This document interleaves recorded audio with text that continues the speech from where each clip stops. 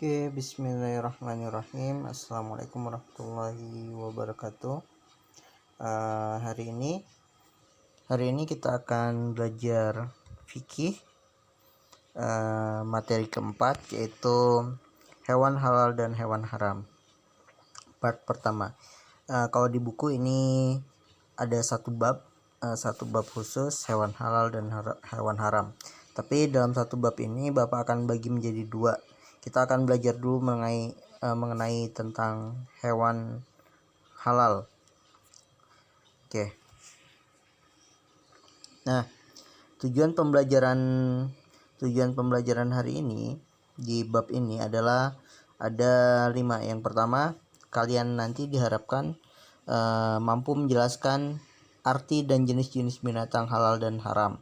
Kemudian membiasakan mengkonsumsi binatang halal dan haram dan mengkonsumsi binatang halal dan menjauhi binatang yang haram.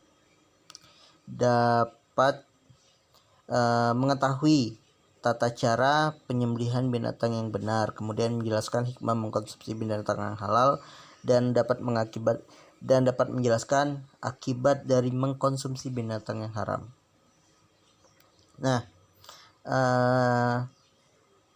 kita akan masuk ke pengertian. Apa itu binatang yang halal? Binatang yang halal adalah binatang yang semua binatang yang boleh dimakan oleh umat Islam menurut ketentuan agama dan membawa manfaat yang positif bagi tubuh kita. Nah, dalam surat Al-Maidah ayat 1 Allah Subhanahu wa taala berfirman, "Ukhilat lakum bahimatul an'am." Artinya dihalalkan bagimu binatang ternak. Jadi di sini Allah menghalalkan semua binatang ternak.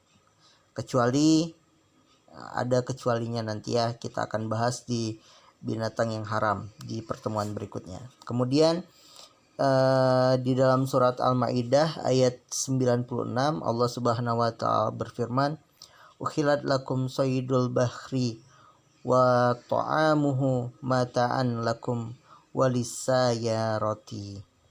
Artinya dihalalkan bagi kamu binatang buruan laut dan makanan yang berasal dari laut sebagai makanan yang lezat bagimu dan bagi orang-orang yang dalam perjalanan. Al-Maidah ayat 96. Nah, ini adalah contoh Al-An'am atau binatang ternak yang diperbolehkan Allah Subhanahu wa taala untuk dimakan. Seperti dalam surat Al-Maidah ayat 1. Ukhilat lakum bahimatul an'am. Nah, ada sapi, nanti ada apa lagi? Ada unta, ada kerbau, ada banteng, ada domba, ada kambing dan lain sebagainya. Ini adalah pengertian hewan yang halal. Oke, jenis-jenis binatang yang halal. Nah, ada beberapa jenis binatang yang halal untuk dimakan. Yang pertama adalah binatang ternak yang hidup di darat. Oke, nah dari semua jenis binatang yang baik dan boleh menurut syariat atau menurut Islam, maka boleh untuk dimakan dagingnya. Seperti tadi Bapak contohkan, unta, lembu, sapi, kambing, domba, kerbau, kelinci, kuda, dan lain sebagainya. Nah, ayatnya juga sudah Bapak bacakan tadi, ayat surat Al-Maidah ayat 1, "Ukhilat lakum bahimatul an'am." Jadi Allah Subhanahu wa taala itu menghalalkan segala jenis hewan atau binatang ternak. Itu ada di surat Al-Maidah ayat 1. Oke, yang kedua adalah jenis binatang yang halal yang kedua adalah binatang atau hewan yang hidup di air. Semua jenis binatang yang hidup di air baik air tawar maupun air laut, hukumnya halal untuk dimakan. Yang hidup ataupun yang mati. yang mati karena disembelih atau dipancing, atau mati sendiri karena sebab-sebab lain, itu boleh dimakan. Jadi bangkai bangkai ikan, hewan-hewan laut itu halal untuk dimakan. Bayangkan kalau seandainya bangkai ikan itu haram untuk dimakan, maka kita tidak akan pernah bisa makan ikan. Karena di Bandung orang nelayan dari Pangandaran atau dari Pelabuhan Ratu atau dari manapun di pesisir pantai itu pasti ikannya tidak akan hidup. Untuk ikan ini tidak akan hidup sampai di Bandung. Bayangkan kalau kita ikan atau hewan laut ini tidak boleh, hewan yang tinggal di air ini tidak boleh dimakan, kita tidak akan pernah makan ikan. Sedangkan makan ikan itu sangat banyak vitamin dan proteinnya ya. Oke. Nah, apa dalilnya? Nah, di surat Al-Maidah ayat 96 yang sudah Bapak bacakan tadi, uhillat lakum saydul bahri wa ta'amuhu mata'an lakum walisayyaratihi. Dihalalkan bagi kamu hewan buruan laut dan makanan yang berasal dari laut sebagai makanan yang lezat bagimu dan bagi orang-orang yang dalam perjalanan. Surat Al-Maidah ayat 96. Oke. Nah, contoh hewannya banyak ya, hewan-hewan laut itu seperti cumi-cumi, kemudian ada udang dan lain sebagainya. Nah, ada yang tidak boleh dimakan hewan air, atau nanti kita bahasnya hewan yang hidup di dua alam. Nanti kita akan bahas jenis-jenis hewan yang haram dimakan. Jadi kalau dia tinggal hanya di laut saja atau di air saja itu halal untuk dimakan. Tapi kalau dia hidupnya di dua alam itu berubah nanti hukum memakannya. Oke, lanjut. Yang ketiga, unggas. Nah, unggas ini halal untuk dimakan. Contohnya ayam, angsa, bebek, puyuh, burung merpati, terkutut, dan lain sebagainya. Asalkan ada syaratnya, dia tidak memakan daging, dia tidak kanibal, tidak memakan daging misal bangkai, kemudian dia tidak mempunyai cakar yang tajam, itu halal untuk dimakan. Burung elang unggas bukan? Unggas, tapi dia mempunyai taring yang tajam, kemudian makanannya daging, maka hukumnya haram untuk dimakan. Nanti kita akan bahas. Nah, kemudian binatang yang halal selanjutnya adalah bangkai ikan dan belalang. Nah, bangkai ikan dan belalang ini adalah yang halal satu-satunya bangkai yang halal untuk dimakan, yaitu bangkai ikan dan belalang. Dalam surah Nabi Muhammad SAW bersabda, ukhilat lana maitatani hutu wal jarod. Dihalalkan bagi kita dua macam bangkai, yaitu bangkai ikan dan belalang. Hadis riwayat Ibnu Majah.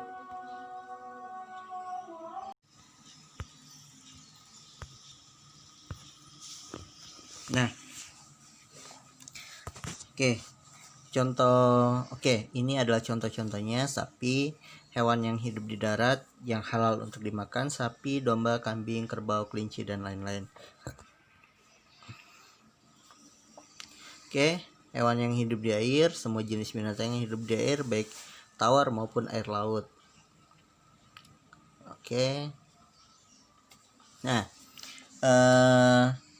hewan-hewan halal ini dapat kita konsumsi atau dapat kita makan jika cara penyembelihannya ini benar.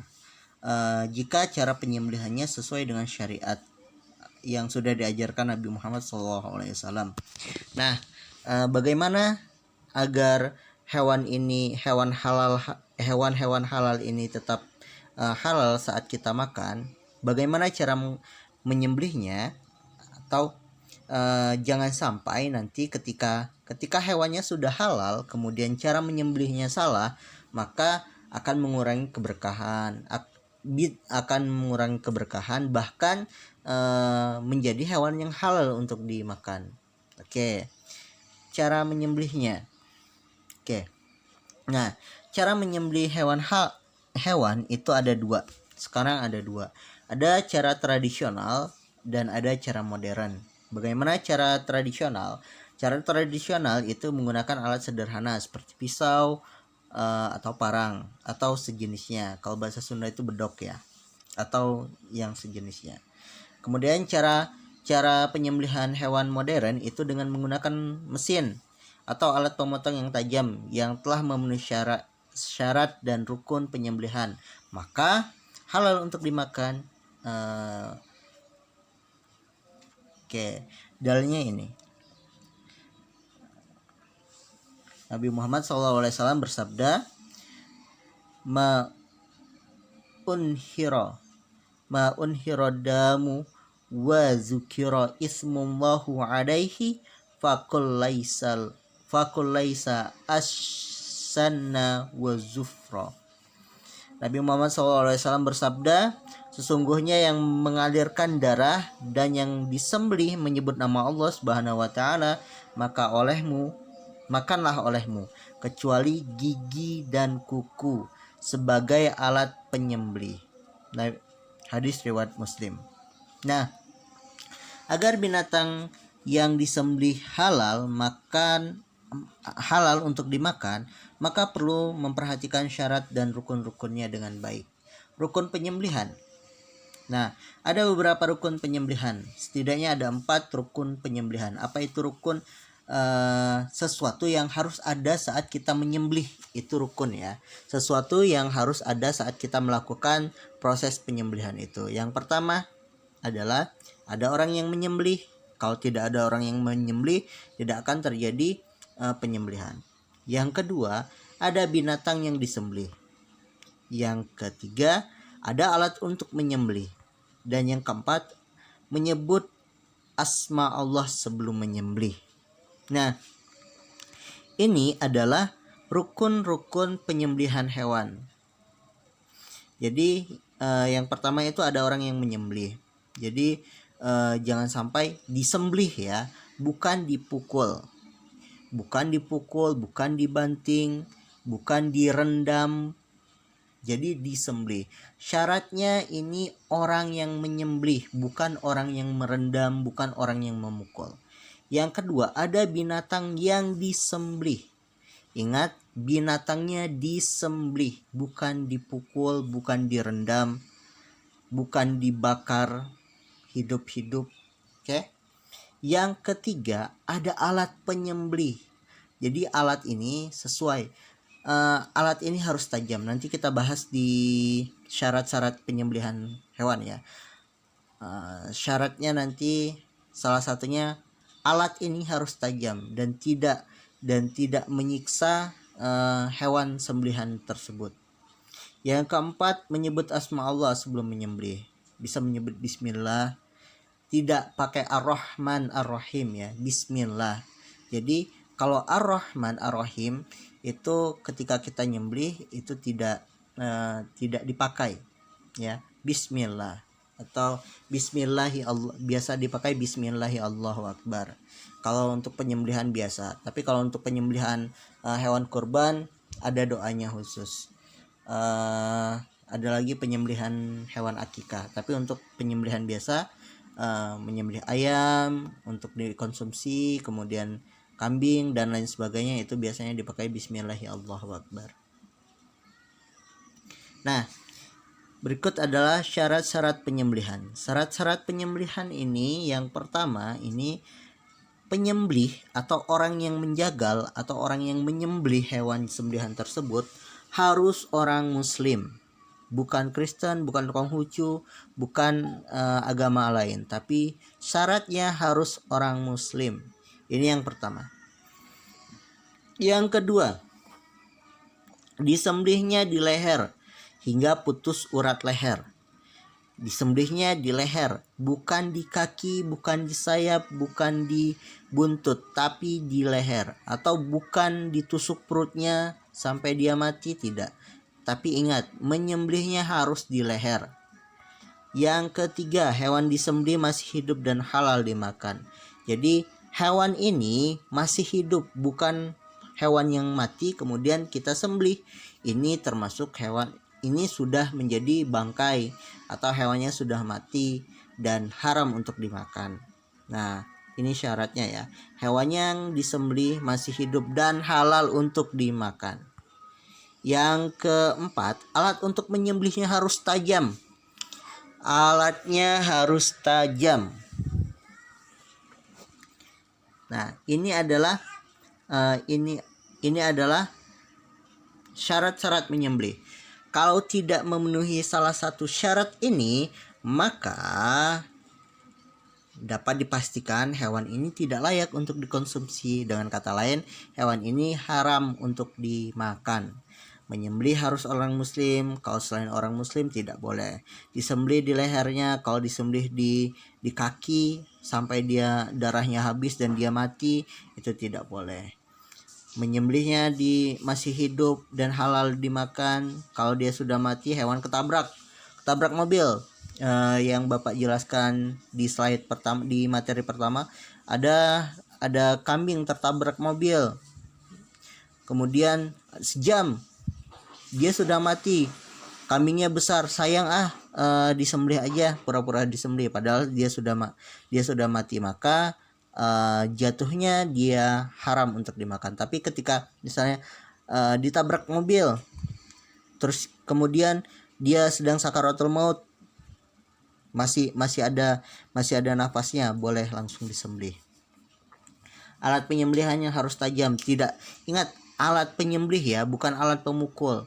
Jadi menyembelih itu gunakan alat yang tajam. Jangan alat yang tumpul yang menyiksa hewan sembelihan tersebut. Nah, kemudian hikmah mengkonsumsi binatang yang halal. Ada 5 hikmahnya. Yang pertama, meningkatkan ketakwaan kepada Allah Subhanahu wa taala. Nah, meningkatkan ketakwaan ini adalah kita yakin bahwa Allah Subhanahu wa taala yang telah memberikan petunjuk bahwa ada binatang yang halal dan baik dan binatang yang haram yang tidak baik untuk dikonsumsi. Ini adalah petunjuk, itu adalah petunjuk Allah Subhanahu wa taala. Dan ketika kita melaksanakan itu, selalu mengkonsumsi binatang yang halal dan menjauhi binatang yang haram, maka tandanya kita sudah taat kepada Allah Subhanahu wa taala. Yang kedua, meningkatkan rasa syukur kepada Allah Subhanahu wa taala. Karena Allah Subhanahu wa taala lah yang telah menyediakan berbagai macam protein hewani dari binatang-binatang yang halal. Jadi kita dengan mengkonsumsi binatang-binatang yang halal ini, kita senantiasa harus meningkatkan rasa syukur kita kepada Allah Subhanahu wa taala. Karena Allah lah yang telah menyediakan segala yang ada di bumi ini, termasuk hewan-hewan yang halal untuk dimakan. Yang ketiga, dengan mengkonsumsi binatang yang halal, berarti kita telah berhasil memelihara diri kita dari lahir dan batin. Jadi kita senantiasa menjaga diri kita dari keburukan. Jadi segala sesuatu yang diharamkan oleh Allah Subhanahu wa taala itu pasti ada hikmahnya. Karena dapat merusak kesehatan, dapat merusak kesehatan, dapat merusak pikiran dan lain sebagainya. Yang keempat, dengan makan daging hewan yang halal, zat protein yang terkandung di dalamnya sangat baik untuk pertumbuhan jiwa dan raga kita. Dan yang kelima, sebagai ujian untuk menguji keimanan manusia. Mampukah kita sebagai manusia itu untuk senantiasa berpegang teguh pada kebiasaan makan daging binatang yang halal dan menghindari binatang yang haram. Jadi kalau misalnya yang mengaku saya Islam, saya Muslim, tapi masih suka mengkonsumsi binatang atau hewan-hewan yang haram untuk dimakan, berarti dia tidak lulus ujian. Oke, oke. Mungkin sekian dulu pertemuan materi kita hari ini. Nanti kita lanjutkan minggu depan untuk part 2-nya, hewan atau binatang yang haram untuk dikonsumsi. Oke, terima kasih, semoga bermanfaat. Assalamualaikum warahmatullahi wabarakatuh.